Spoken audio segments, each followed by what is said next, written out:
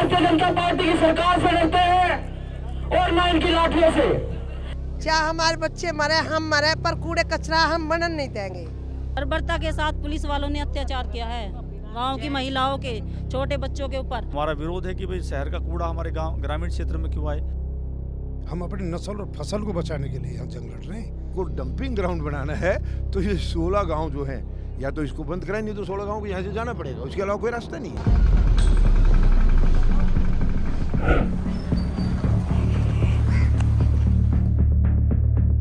क्या किसी शहर का कचरा किसी गांव की जमीन और उसकी सांसों पर बोझ बन सकता है?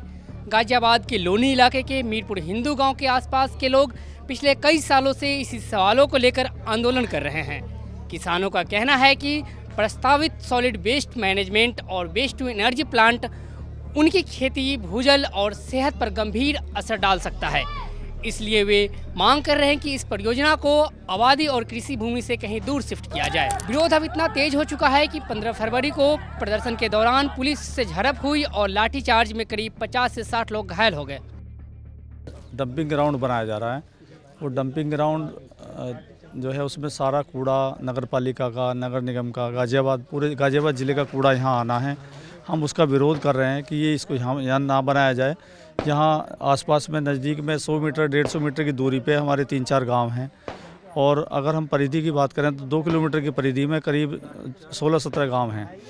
तो आबादियों के बीच में इस तरह का कूड़ा घर बनाना और उस पर फिर कूड़े का पहाड़ बनेगा, यहाँ कितना पोल्यूशन फैलेगा।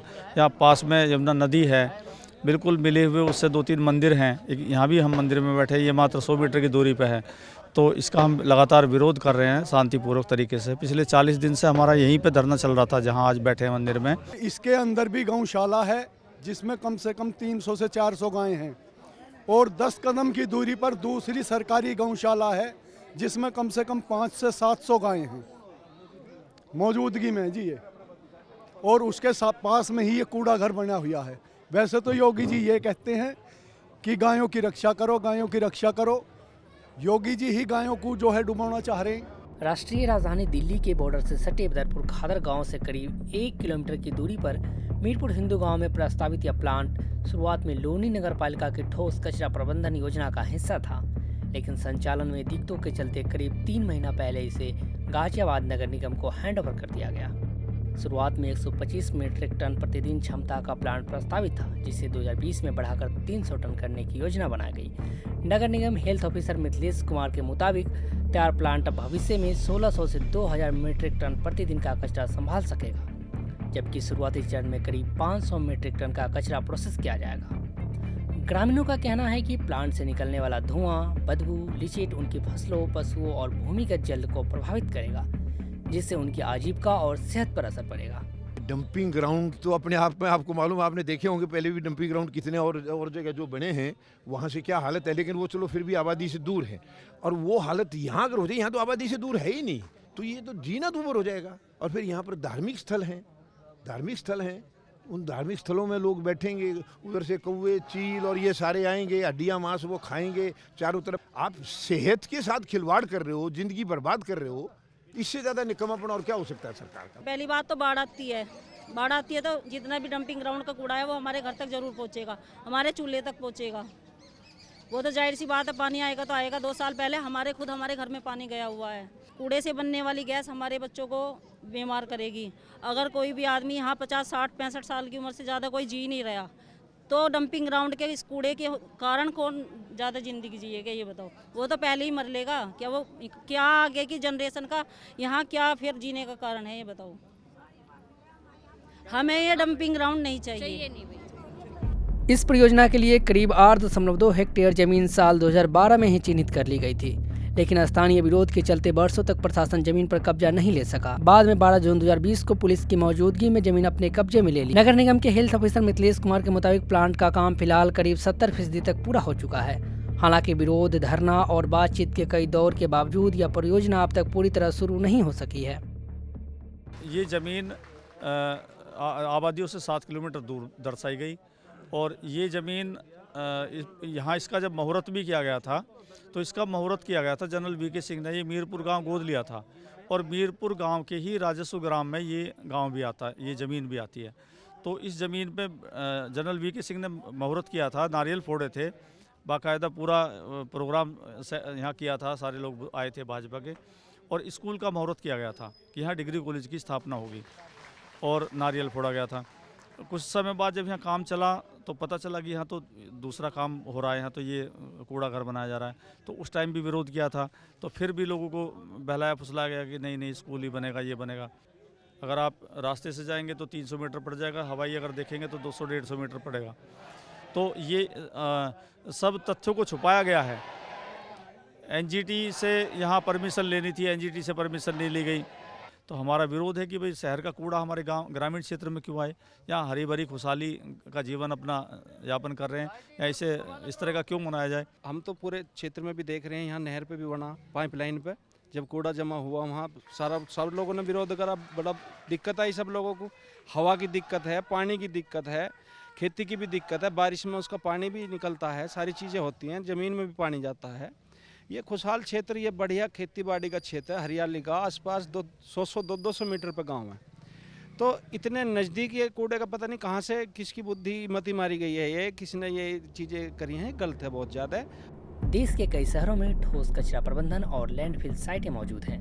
इसके आसपास रहने वाले लोगों पर क्या असर पड़ता है, इसे समझने के लिए हमने वैज्ञानिक अध्ययन देखे और फिर एक्सपर्ट से बात की। दिल्ली के गाजीपुर, वलसबा और ओखला लैंडफिल के पास रहना हर साल मुश्किल होता गया है। Indian journal of clinical practice के जून 2018 के एक स्टडी के मुताबिक लैंडफिल से 2 किलोमीटर के दायरे में PM 2.5 और PM 10 का स्तर ज़्यादा पाया गया, जबकि लोगों की फेफड़ा की क्षमता कम दर्ज की गई। पानी में बढ़ा हुआ TDS और कठोरता भूजल प्रदूषण की ओर इशारा करते हैं, यानी लैंडफिल के पास रहना सिर्फ असुविधा नहीं बल्कि गंभीर स्वास्थ्य जोखिम है। Establishing a waste to energy plant or a waste management facility in the middle of an agricultural land or within 500 meters of a designated buffer zone raises serious environmental and public health concerns. So there has been substantial scientific evidence supporting these concerns as well. So firstly, we need to understand that waste to energy plants, particularly those receiving mixed or unsegregated waste as a feedstock, as they say that the emission depends entirely on what kind of feedstock a waste to energy plant is receiving, and also it majorly affects the contamination in the bottom ash.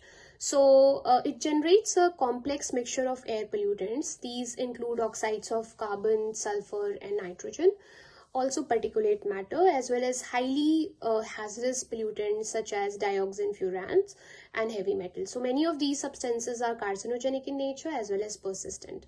So dioxin and furans, for instance, are of particular concern because they are persistent organic pollutants or POPs that bioaccumulate in the environment. So once emitted from the waste to energy plant, they can settle onto the soil and vegetation, enter the food chain via the crops and livestock, and eventually enter the human body. So the long-term exposure has been associated with cancer, endocrine disruption, reproductive disorders as well as immune system disorders. Context where regulatory enforcement and compliance monitoring remains inconsistent, as is the case in many of our several Indian facilities, so that have been fined in the past for non-compliance by the Honorable NGT.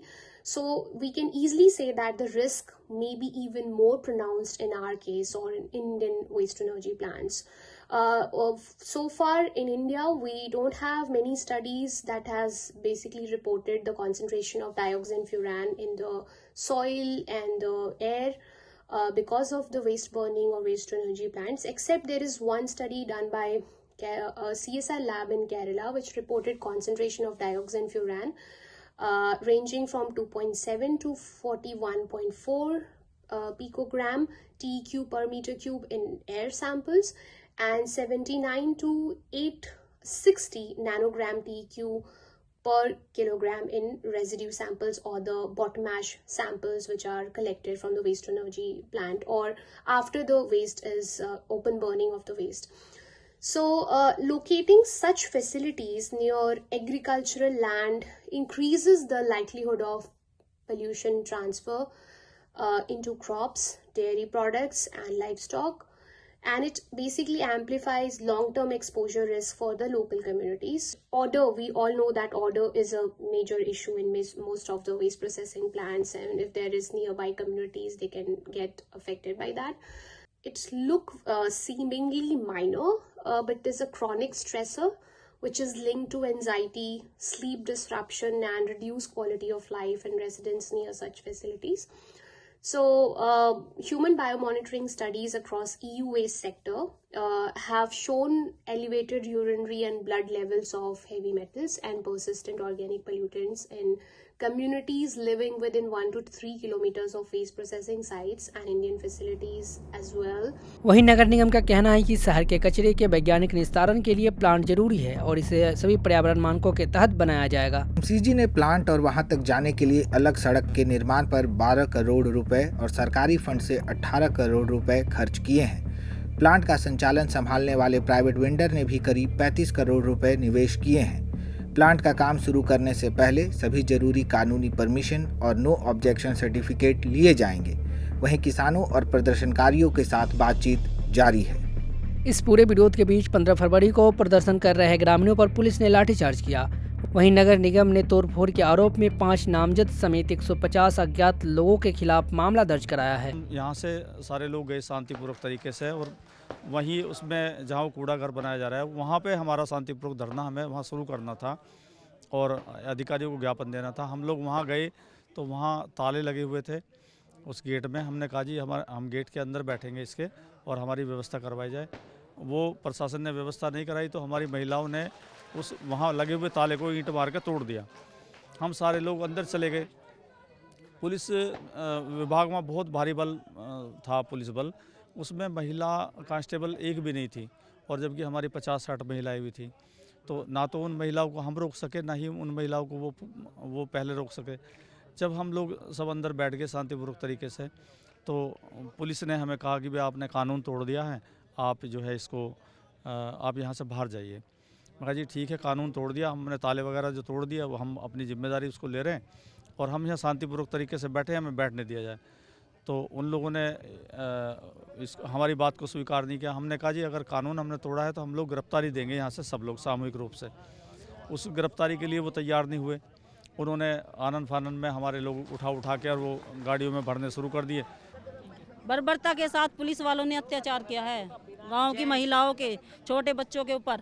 अगर police वाले मारे ठीक है, आदमी तक तो चलो चलता है, मार रहे हैं जो होता है। पहली बात तो मारने का कारण होना चाहिए कि इस कारण पर मारा है। जब गांव वालों ने ना ही कोई तोड़फोड़ करी है, वहाँ ना ही किसी सामान को हाथ लगाया है, तो पुलिस वालों को ये हक किसने दिया? इसका तो कोई कारण ही नहीं बनता। बिना किसी छेड़छाड़ के, बिना किसी दंगे के, जो शांतिपूर्वक हम अपना धरना वहाँ रखा था, शांतिपूर्वक होने के बाद उसके बाद भी पुलिस वालों ने अत्याचार किया है गाँव वाले पर। रखे क्यों ये भाई?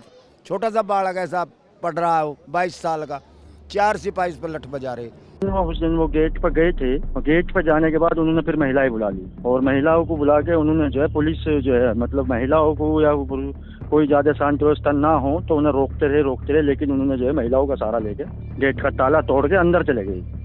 अंदर भी काफी समझाया बुझाया, सब चीजें हुई, लेकिन जब नहीं माने तो शांति व्यवस्था कुछ बनाए रखने के लिए उन्हें गेट से बाहर या धरना स्थल पर वापस भेजने के लिए काफी कोशिश की गई। उसके बाद जब वो नहीं माने तो उनके जो लीडर टाइप के थे उनको हमने जो है आराम से गाड़ी में बैठाया किसी भी शांति भंग की चालान के लिए। तो फिर सब महिलाएं और पुरुष पूरा गांव उत्तेजित हो गया और सभी को जो है उन्होंने गांव वालों ने सभी ने मिलकर महिलाओं ने गाड़ी के रास्ते रोक दिए, पुलिस को घेर लिया और जो भी जहां भी ऐसा लग रहा था कि पुलिस का रास्ता जाने का है वहां पे ट्रैक्टर वगैरह खड़े करके उनकी हवा निकाल दी। जब गाड़ी हमने निकालने का 5-7 जो लोग बैठा ही थे नेता टाइप के कि शांति व्यवस्था बनी रहे, 170 में चालान कर देंगे, तो उन्होंने जो है बाहर से सभी ने ईंट और पत्थर पुलिस पर बरसाने शुरू कर दिए। उसके बाद फिर जो है उन्हें बगल थोड़ा सा बगल खदेड़ने के लिए या रास्ता और क्लियर करने के लिए उन्हें को जो है डाटा फटकारा कर भगाने की कोशिश की। लाठीचार्ज का तो हमारा ना तो उद्देश्य था ना ही हुआ भाई। एक आध कहीं ये हुआ कि मान लो उन्हें भगाने में, डराने में, ये सब चीजें दूर हटने में, रास्ता क्लियर कराने में ये सब चीजें हुई है तो वह अलग बात है, नहीं तो हमारा कोई ना उद्देश्य था ना है। मीरपुर हिंदू गांव का यह विरोध सिर्फ एक गांव की लड़ाई नहीं है, यह सवाल है विकास के मॉडल और लोगों की सेहत के बीच संतुलन का। कचरे के वैज्ञानिक निस्तारण की जरूरत से इनकार नहीं किया जा सकता, लेकिन उससे प्रभावित होने वाले गांवों की चिंता को नज़रअंदाज करना भी आसान नहीं है। अब देखना यह है कि प्रशासन किसानों की आशंकाओं का समाधान कैसे करता है और क्या इस परियोजना पर कोई ऐसा रास्ता निकल पाता है जो विकास और पर्यावरण दोनों के बीच संतुलन बना सके।